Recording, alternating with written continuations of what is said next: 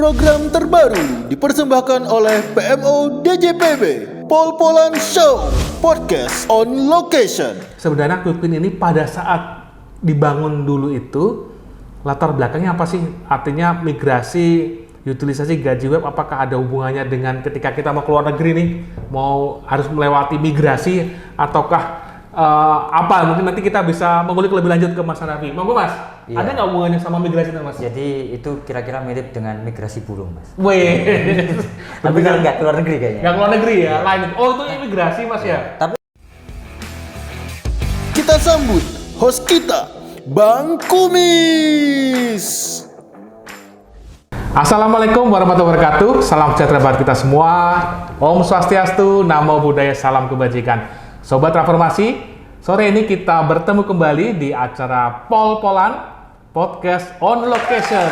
Dan saat ini kita kembali berada di direktorat yang terkait IT. Sobat Transformasi tentunya tahu di mana itu, yaitu di direktorat SITP. Dan pada sore hari ini, karena ini masih suasananya mendung-mendung cerah tapi mendung, kita akan membahas satu lagi Quick Win yang digawangi oleh teman-teman Direktur SITP, yaitu migrasi dan utilisasi gaji web Kementerian Lembaga. Nah, sebelum kita mulai acara pada sore hari ini, saya akan memberikan satu kutipan kata-kata penyemangat kita pada sore hari ini yang berasal dari Stephen Hawking. Beliau pernah berkata bahwa kecerdasan adalah kemampuan beradaptasi terhadap perubahan. Baik rekan-rekan sekalian, karena sudah tidak sabar lagi kita akan mengulik sesuatu terkait dengan Quick Win yang satu ini. Saya akan memanggil seorang PIC, salah satu pegawai dari Direktorat SITP, yaitu Bapak Hanafi Firdaus. Kita berikan aplaus yang meriah buat Mas Hanafi. Selamat sore Mas Hanafi. Selamat sore. Nah teman-teman semua, Sobat Transformasi, Mas Hanafi ini saat ini sebagai Kepala Seksi Pengelolaan Sistem Informasi Perbendaharaan 2 pada Subdirektorat Pengelolaan Sains Data dan Sistem Informasi Perbendaharaan Direktorat Sistem Informasi dan Teknologi Perbendaharaan. Panjang juga Mas ya? ya gitulah, saya kadang nggak hafal. Mas Hanafi sendiri nggak hafal ya. Nah Mas Hanafi, sore ini kita akan ngomong nih, berbicara, teman-teman penasaran nih Mas. Udah hampir setahun nih rekan-rekan sekalian, karena nih kita syuting di bulan Desember ya, di penghujung tahun, dan Betul. kemarin juga sudah kita lihat Quick Win ini sudah 100% Mas. Ya udah. Bukan tukin, gaji, Mas. Oh gaji ya, iya. Quick Win ini sudah selesai 100% Mas kelihatannya ya. Alhamdulillah udah selesai teman-teman. Nah teman-teman semua, kita akan melihat sebenarnya Quick Win ini pada saat dibangun dulu itu, latar belakangnya apa sih? Artinya migrasi, utilisasi gaji web, apakah ada hubungannya dengan ketika kita mau keluar negeri nih, mau harus melewati migrasi, ataukah apa? Mungkin nanti kita bisa mengulik lebih lanjut ke Mas Hanafi. Monggo Mas, Iya. ada nggak hubungannya sama migrasi Mas? Jadi itu kira-kira mirip dengan migrasi burung, Mas. Weh, Tapi kan nggak keluar negeri kayaknya. nggak keluar negeri ya? Lain. Oh itu imigrasi Mas ya? Tapi ada yang di luar negeri juga kita bayar kan? Oh iya, di luar negeri ada juga ya? Untuk Yang beberapa KL di luar negeri ya? lembaga, tapi tidak keseluruhan ya. Tidak keseluruhan ya? Beberapa kan masuk di kategori pejabat negara. Oh oke Itu oke tidak oke, masuk di situ. iya iya. Nah latar belakangnya apa tuh Mas kira-kira pada saat itu ya Mas ya? Kenapa kok dibangun Quick Win ini ya? Kenapa harus migrasi? Kemudian yang dimaksud utilisasi gaji web itu apa gitu, mungkin bisa dijelaskan lebih sedikit Mas? Iya. Agak panjang. Ah nggak apa Mungkin Mas? kalau saya cerita mungkin antara 2 OC ya? OC sih kurang. Lebih kurang ya? Kayaknya 4 SKS. 4 SKS ya? Wah. 4 SKS panjang Oke, sekali. panjang sekali. Oke. Jadi gini, selama ini kan udah puluhan, udah belasan tahun lah mungkin ya, rekan-rekan di satuan kerja maupun di kementerian, kemudian di KPPN juga mengelola terkait gaji itu antara ada sama enggak sebenarnya. Maksudnya ada atau tidak itu ada, itu ya tiap bulan harus dieksekusi, harus dibayar, tapi layanannya tidak menyentuh ke pegawai secara langsung ya. Intinya pegawai hanya dapat gajinya saja. Betul. Pegawai dapat gaji, kalau nggak gajian berarti ada problem. Konsep kami seperti itu sih sebenarnya. Tetapi inginnya dari kami sendiri, ini harus ada mengekspansi fungsi-fungsi yang selama ini agak terabaikan. Apa hubungannya dengan kita migrasi dari GPP desktop ya, GPP desktop ke gaji web? Oh, sorry. Tadi migrasinya itu dari GPP desktop ke ya, versi web. Oke, berarti jelas migrasinya ya. Oke. Jadi kita ternyata ada kesulitan untuk mengembangkan terkait beberapa fungsi yang ingin kita ekspansi ya. Mungkin nanti agak ke belakang nanti kita ada topik terkait itu. Tetapi intinya ketika kita masih utilisasi terkait gaji itu masih menggunakan GPP desktop, problemnya banyak, tetapi tidak menyentuh ke value added. Oke. Problemnya banyak tapi tidak menyentuh ke value added. Tidak ada nilai tambah itu ya? Nggak ada nilai tambah. Artinya ya pegawai itu dibayar gaji. Ya sudah. Tapi pegawainya juga terkadang kita untuk share informasi gaji untuk diutilisasi oleh masing-masing satker seperti apa itu agak sulit. Agak sulit dalam artian nanti kita akan coba jelaskan secara teknologi dan seterusnya ya. Tapi itu ada kesulitan-kesulitan baik dari sisi teknis maupun non teknis sebenarnya. Jadi latar belakangnya kira-kira kami ingin menambah value added sistem gaji itu, aplikasi gaji yang kalau kita dulu sebutkan aplikasi gaji itu ada value added tambahannya. Karena itu kita juga sempat merubah dan mungkin banyak yang tidak sadar. Mungkin di tahap awal kita ganti domainnya. Hanya menggunakan gaji.kemenkeu.go.id. Iya, betul, gaji.kemenkeu.go.id. Ya. Tujuannya tadi ini gaji gitu, gaji. Ada pikiran kita ganti payroll. Nggak enak payroll memang bahasanya agak oke ya. Lebih Mas ya, karena berbau-bau Inggris ya. Terus kemudian kayaknya lebih luas gitu ya. Tetapi secara orang ya mending digaji atau mending di payroll. Kalau saya pilih digaji ya. Kira-kira gitu. Jadi ada beberapa kesulitan, jadi latar belakangnya ada beberapa kesulitan teknis. Misalkan lagi juga sekarang itu kan kementerian itu berlomba-lomba menghilangkan jabatan struktural. Betul, karena ada jabatan fungsional ya, jabatan fungsional. Dari Pak Presiden juga nih teman-teman ya. Betul. Nah, ada ke fungsional nih. Ya, tepat sekali. Nah, ketika dia itu merubah, ada perubahan dari pejabat itu struktural, kemudian muncul jabatan fungsional baru. Ini seringnya adalah tidak ada kesulitan untuk mengupdate referensinya. Oh, terkait update referensinya. Update referensi, betul. Iya. Jadi kalau orang dulu kalau udah dapat SK kenaikan, bukan SK kenaikan ya, SK perubahan jabatan ke fungsional, itu paling enggak nunggu update dari SCTP. Aplikasi GPP-nya nunggu diupdate dulu, kemudian Pak ini kapan? Pertanyaan-pertanyaan seperti itu, dan dampaknya gaji pegawai tidak dibayar, Mas. Waduh, kok resikonya gede banget Mas ya? Karena ini kan gajinya menyangkut harga hidup orang banyak nih. Betul. Bukan hanya pegawainya saja, di belakang pegawainya itu ada istrinya, ada anak-anaknya. Wah. Nah, karena hal tadi, padahal secara administrasi sudah selesai, tetapi dari sisi sistem ini masih butuh beberapa step lagi untuk bisa dirilis update-nya. Kalau hanya satu kementerian yang melakukan update terkait jabatan fungsionalnya, yang terdampak bukan hanya satu kementerian tadi, seluruh 25.000 satker kena harus update semua. Iya. Itu juga ya. problem lain satu. Kemudian yang kedua, layanannya ya tidak menyentuh ke pegawai. Jadi pegawai itu sebenarnya tidak tahu ada aplikasi gaji atau tidak dan seterusnya. Lanjutannya adalah kementerian lembaga rata-rata membangun sistem sendiri untuk menginformasikan, kamu gaji kamu segini dan seterusnya. Kira-kira seperti itu. Nanti kita dibahas layanan apa ya yang bisa diekspand dari tambahannya. Kalau kita hanya bicara migrasi, kita hanya mungkin bicara prosesnya aja kan. Tapi yang harus dibahas juga kan nanti value add-nya apa sih? Betul Mas. Mungkin itu juga yang perlu kita nanti gali lagi ya. Kira-kira seperti itulah. Thank you Mas Handevi. Nah, rekan-rekan sekalian sudah tergambar ternyata rahasianya atau misteri dari kenapa Quick Win ini dibangun. Nah, ini kita udah melihat tadi Mas Hanafi udah menjelaskan terkait dengan value added-nya, dan juga kalau kita melihat sendiri dari beberapa hal yang disampaikan tadi juga kita melihat tujuannya nih Mas. Iya. Kan tujuannya ini kan kalau tidak salah ya, ada meningkatkan kapasitas, peran dan partisipasi KL dalam proses perencanaan dan eksekusi belanja pegawai.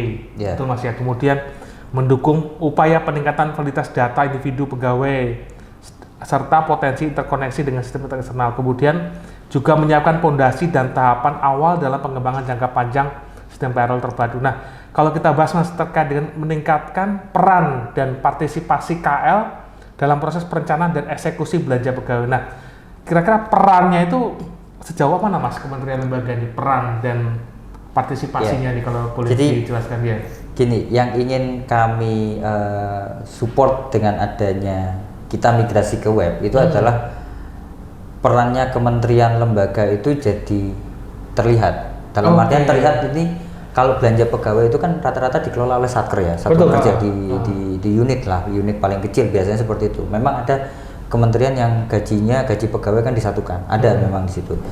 Nah, yang ingin kita sasar sebenarnya terkait peran Satker yang pembayar gajinya ya, pengelola anggaran gaji belanja pegawai lah dalam hal ini. Nah, di sini peran KL itu kita harapkan nanti ke depan setelah operasional kita pindah dan migrasinya selesai, next step selanjutnya KL ikut berperan. Apa contohnya? Kementerian lembaga itu tahu sebenarnya belanja pegawai di Satker di bawah dia bulan X ini berapa. Bukan hanya lihat dari Monsakti ya, atau yang lain, tetapi lebih real orangnya siapa saja yang dibayar. Jadi mereka kayak terpantau masih jadi. Betul. Jadi kalau sekarang kan yang posisinya bukan sekarang, sebelumnya ya, karena ini kan udah selesai. Iya, selesai. Sebelumnya teman-teman di Satker pasti kalau nggak diminta laporan oleh kementerian lembaga atau eselon satunya, dia tidak akan lapor. Dan kementerian lembaga hanya bisa tahu jumlah yang diserap anggaran belanja pegawai itu berapa ratus juta, berapa miliar dari Monsaktinya, misalkan seperti itu. Tetapi individunya dia belum tahu, belum tentu itu. Ini kan sebenarnya memang di posisi ya memang Satker yang mengelola, tapi kan ketika di proses penganggaran dan seterusnya ya, termasuk misalkan pelaksanaannya misalkan butuh revisi dan kawan-kawan kan itu juga butuh bahan. Nah, ini yang harapan kami ke depan itu ini bisa digunakan bisa diutilisasi. Jadi yang golongan 3 besok ke golongan 4 berapa? Estimasinya juga, ketika di anggaran berikutnya dia tidak terlalu jauh memanage. Seperti itu kira-kira. Oke. Jadi tergambar ya, jadi peran dari Satker Mas ya. Kemudian tadi juga dijelaskan untuk peningkatan kualitas data individu pegawai tadi ya. Nah, ini sebenarnya menarik Mas, nomor 2. Gimana Mas ini Mas? Kalau boleh. Gini, pembayaran gaji dalam hal ini belanja pegawai, dalam hal ini belanja pegawai gaji ya, anggaran gaji itu ini bergantung dengan kementerian Satkernya. Satkernya di posisi Kementerian Keuangan itu memang melakukan rekonsiliasi, tetapi sejauh ini adalah data karena dia yang mengelola adalah PPSBP, bukan individunya, bukan orangnya, sehingga informasi di data itu terkadang berbeda dengan keadaan nyatanya. Misalkan contohnya apa? Kok bisa berbeda gitu?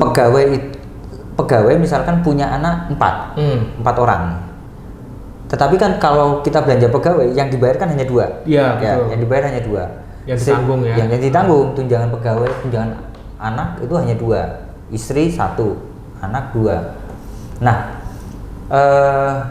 ini jadi problem ketika misalkan pegawai itu akan pensiun.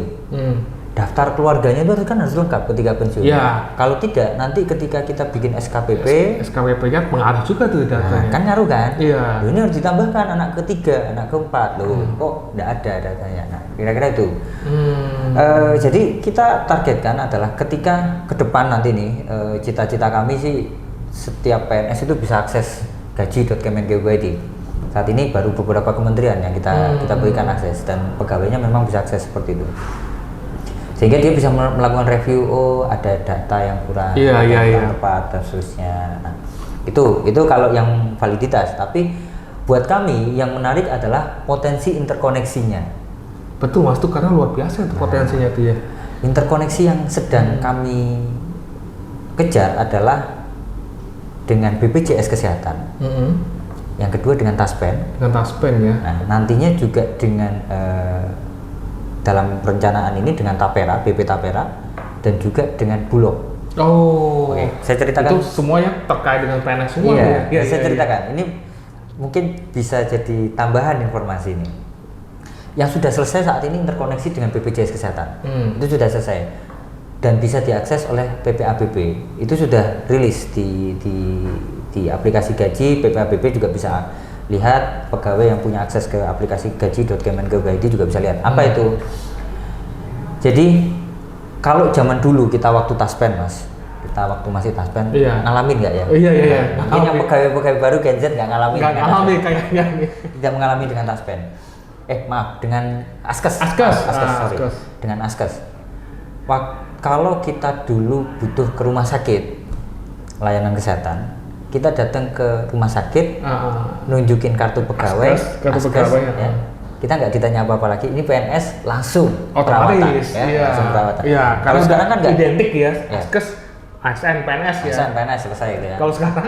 Nah, kalau sekarang kan ditanya NIK-nya ada nggak? Oh ada, KTP. Sekarang tidak diminta kartu pegawai, tidak diminta. Ditanyakan NIK apa? NIK kan? NIK. Kependudukan. Nomor induk apa identitas kependudukan. Nah, ditanya NIK nanti oleh rumah sakit atau Vaskes ya, layanan kesehatan itu akan dicek apakah NIK ini sudah terdaftar di Askes di BPJS atau belum. Kalau belum, apes kita Mas. Apesnya, bapak belum nggak bisa dilayanin ya. Harus daftar dulu. Daftar ulang dan nggak langsung bisa on itu Mas. Betul. Nah, pengalaman tuh. Interkoneksi ini dilatar belakangi banyak sekali pegawai itu kalau butuh layanan kesehatan itu harus minta ke PPABB cetakan daftar gaji, kemudian nanti distempel, dibawa ke kantor BPJS Kesehatan untuk didaftarkan pegawainya dan seterusnya. Interkoneksi ini yang sudah kami lakukan selesai adalah dengan BPJS, satu, pegawai atau PPABB bisa melihat status pegawai ini sudah terdaftar ke BPJS atau belum. Itu ada menunya sudah, cek. Tetapi dengan syarat ya, pegawai dan PPABB harus melengkapi NIK-nya dulu. Oke, berarti harus data NIK-nya datanya lengkap lah ya. Iya. Kemudian yang kedua, kalau ketika dicek ternyata dia belum terdaftar di BPJS, itu nanti ada informasinya, Anda belum terdaftar di BPJS, itu bisa klik daftarkan. Sehingga apa? Data itu kita dorong ke BPJS, nanti BPJS punya SLA, mereka punya batas waktu berapa lama untuk memproses permintaan dari sistem gaji, dan otomatis terdaftar Mas. Wait, karena pengaruh interkoneksi tadi ya. Iya.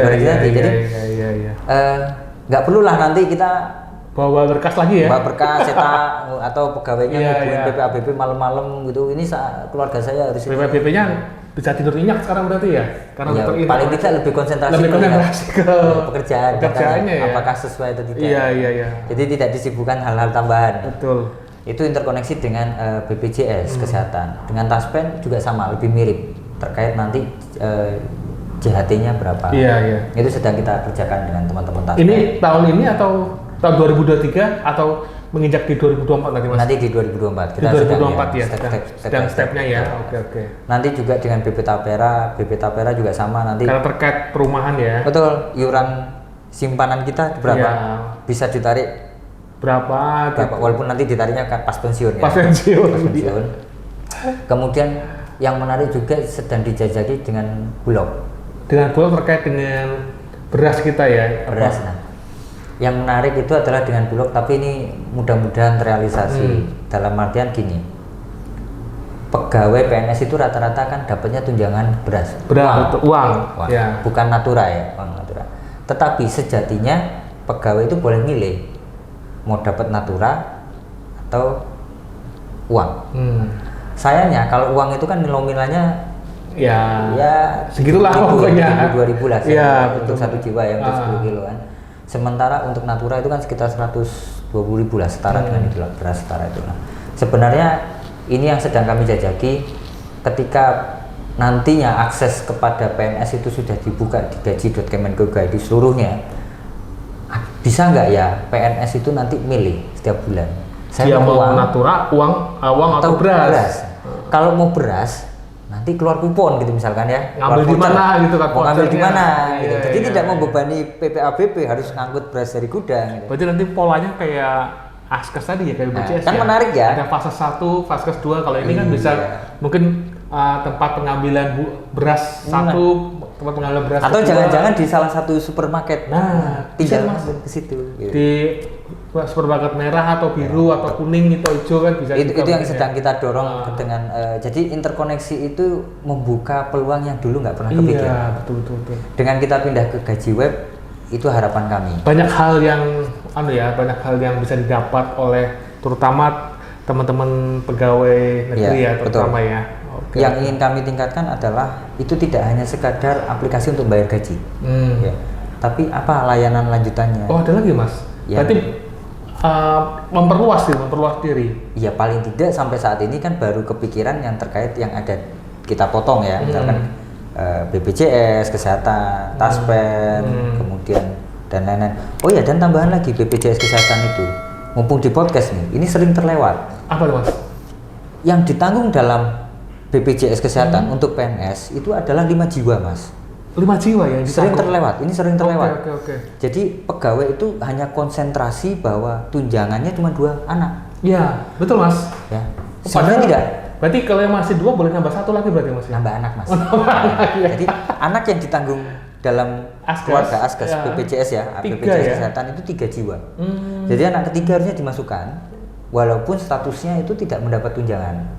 Oh, yang tidak mendapat tunjangan anak, Ya. tapi untuk Askes, untuk kesehatan mereka dapat BPJS. memperoleh ya. Total 5. 5 ya. Total 5. Saya mau bukan promosi ya, tetapi Iya. ini sering terlewat karena sebenarnya pegawai itu kan dipotong 1%. Pemerintah sebagai pemberi kerja kan harus bayar iuran 4%. Iya. Total 5% yang dibayar. 5% kan harus dimanfaatkan. Nah, sayang udah bayar 5%, Iya. tapi yang memanfaatkan anaknya satunya ternyata bayar sendiri. Sungguh sayang sekali. Biasanya kan BPJS keluarga tambahan ya. Nah, Iya. itu juga berlaku nih, misalkan anaknya sudah punya anak 4. Satu kan bayar sendiri. Ya. Yang dibayari, 3. yang ditanggung 3 3, nih untuk BPJS kesehatan. Kalau satu sudah dewasa, Masuk 3. masuk 3. Oh, oke. Nah, rekan-rekan sekalian, banyak sekali informasi yang diperoleh dari podcast kali ini yang sebelumnya mungkin ya hanya mengetahui bahasanya yang ditanggung untuk Askes itu hanya 2, ternyata 3 Mas ya yang 3. ditanggung. Iya. Nah, mungkin kalau yang masih 2 mungkin bisa ditambah lagi nih Mas nih teman-teman sekalian. Jaminan kesehatannya sudah ditanggung. Jaminan saya sudah ditanggung ya. Baik rekan-rekan sekalian, tadi kita sudah melihat terkait dengan tujuannya, nah kemudian dampaknya nih Mas. Tentunya kan tadi disampaikan untuk quick win ini harus memiliki dampak yang paling tidak nilai plus lah. Tadi sebenarnya Mas Sanawi udah menyampaikan beberapa. Tadi mungkin ada penegasan dikitnya Mas terkait dengan dampak migrasi dan utilisasi gaji nih Mas. Monggo Mas. Iya, kalau dampak sih ketika kita migrasi itu pasti dampaknya nggak enak. Nggak enak itu di depan biasanya. Iya. Sama kayak kita pindah rumah, pindah kos itu kan. Kos saya Capeknya. dulu, ya. Iya. Padahal kos atau rumahnya lebih bagus ya, misalkan ya. Tapi tetap merasa enakan kos yang lama. Karena kos yang Selalu lama sudah dibanding-bandingkan gitu ya? Pasti selalu dibandingkan. Jadi Iya. dampaknya sih yang pasti yang disampaikan oleh satuan kerja adalah Pak ini makin ribet Pak. Ya. Tetapi sebenarnya Apa yang di ujungnya itu ya? di ujung yang kami harapkan itu bisa diperoleh ya manfaatnya seperti apa. Kalau dampak nggak enak ya tadi paling dari sisi beban operator memang jadi kelihatan nambah. Tetapi begini, ketika dia sudah menggunakan versi web sebenarnya tergantung dari pengelolanya, PPSPM, PPK-nya nanti apakah mau menambah PPABP. Meskipun PPABP secara resmi hanya 1 ya, secara resmi hanya 1, tetapi secara operasional itu masih bisa ada pembantu PPABP. Walaupun ujungnya kan nggak dapat honor ya, Iya. tetapi secara operasional dia bisa membantu. Jadi itu bisa mengurangi beban seperti satu. Kemudian yang dampaknya yang kalau negatif sih ya banyak yang tadi rumah yang Awal-awalnya lama itu sudah ya, yang- nyaman kok sekarang menunya di mana? Dulu ngeklik yang ini nih ada, sekarang kok nggak ada. Nah, memang ada beberapa fitur yang sedang dalam freeze ya. Dulu di desktop ada, sekarang di web kok nggak ada. Itu memang sedang kita kejar agar paling nggak beberapa layanan ada. Tapi konsep yang ingin kami tinggalkan adalah dikit-dikit nyetak. Dikit-dikit nyetak. Berarti arahnya ke Dikit-dikit nyetak. digitalisasi ya. Ya, kalau yang seperti itu mungkin kami nggak banyak support nanti ke depan. Misalkan cetakan X, cetakan Y, rekapitulasi X, rekapitulasi Itu dulu banyak Mas ya dulu tuh. Luar biasa, Mas, banyak luar ya biasa, kalau. luar biasa sekali. Wah, ya. ini Luar dengan biasa sekali. adanya Quick Win ini tentunya akan berdampak pada ini ya digitalisasi dan Iya. juga konsumsi kertas yang Betul. kita sadari bahwasannya kita juga sekarang nih peduli pada lingkungan kita, pada hutan kita yang sebagai bahan baku kertas. Nah, dengan adanya Quick Win ini paling tidak itu bisa mengurangi mencetak tadi Mas ya. Nah, sepakat. Ditambah lagi, setelah kami migrasi ini, terbuka peluang kementerian lembaga yang mungkin punya sistem HRIS, Simpek atau apa itu untuk Pak, kita ingin koneksi dong dengan sistem gaji. Memang tidak bisa langsung merubah, tapi dia bisa mengkonsumsi data. Misalkan pegawai X ini gajinya berapa untuk ditaruh di sistem mereka, itu bisa. Bisa ya? Bisa, sehingga mereka bisa dengan pas memastikan apakah pegawai ini data antara sistem kepegawaian dengan pembayaran gaji payroll itu sama apa enggak. Oke. Karena orang kecenderungannya begini, pegawai itu kecenderungannya adalah mengabaikan data kepegawaian. Kenapa? Karena tidak ada dampak finansial. Tetapi kalau ke gaji dia ngupdate. Misal saya contohkan pegawai baru nikah, dia akan lapor itu ke gaji. Ya, ke payroll. karena terkait Ini dengan tadi tunjangan anak, tunjangan istri, ya, kemudian istri.